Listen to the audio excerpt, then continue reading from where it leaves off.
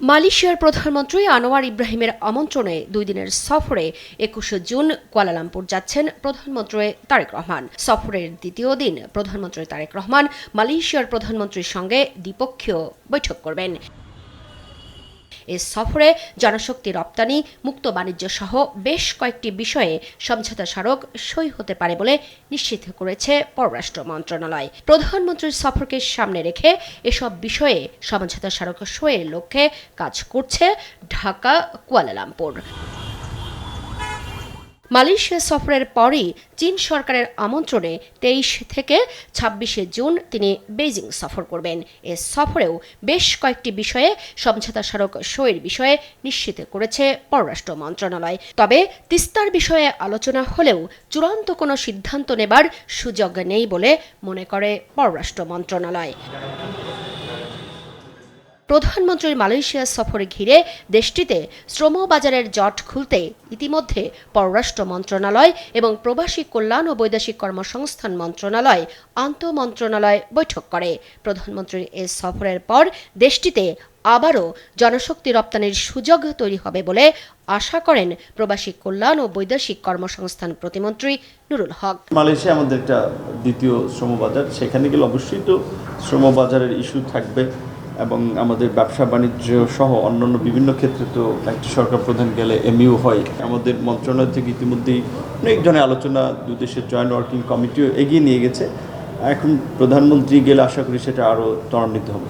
প্রধানমন্ত্রী তারেক রহমানের প্রথম রাষ্ট্রীয় সফর হিসেবে ভারত বা চীনের পরিবর্তে মালয়েশিয়াকে বেছে নেওয়ার সিদ্ধান্তকে আঞ্চলিক প্রতিযোগিতার মধ্যে ভারসাম্য রক্ষার চেষ্টা হিসেবে দেখছেন আন্তর্জাতিক সম্পর্ক বিশ্লেষকরা।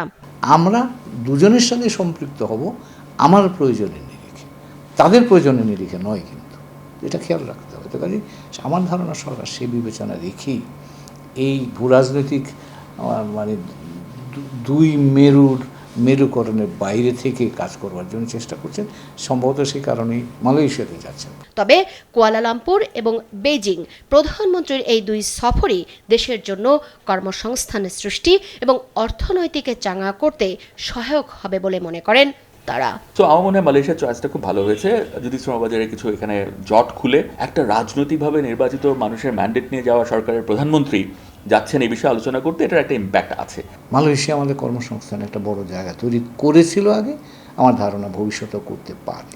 তো কাজেই মালয়েশিয়াতে সেই সুযোগটা হয়তো এক্সপ্লোর করা বা সেই সুযোগটা খুঁজবার জন্য এই ভিজিটের মধ্য দিয়ে একটা সুযোগ তৈরি হতে পারে। আমরা মালয়েশিয়ার সাথে কিন্তু এই টেকনোলজি রিলেটেড মানে চিপস বলেন, সেমিকন্ডাক্টার্স বলেন, এইগুলো নিয়ে কিন্তু আমরা নতুন করে চিন্তাভাবনা করতে পারি। আমার মনে হয় যে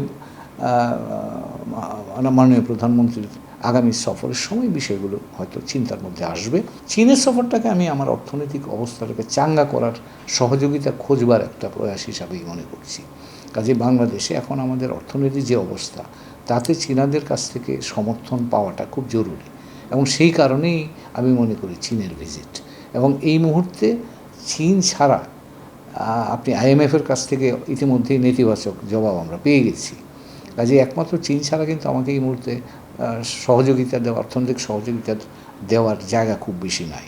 তো সেই আলোকে আমি মনে করি চীনের ভিজিটটা মূলত আমার অর্থনীতি চাঙ্গা করার জন্য চীনের সহায়তার কে কেন্দ্র করেই আমরা এই সফরটাকে কাজে লাগাতে পারবো।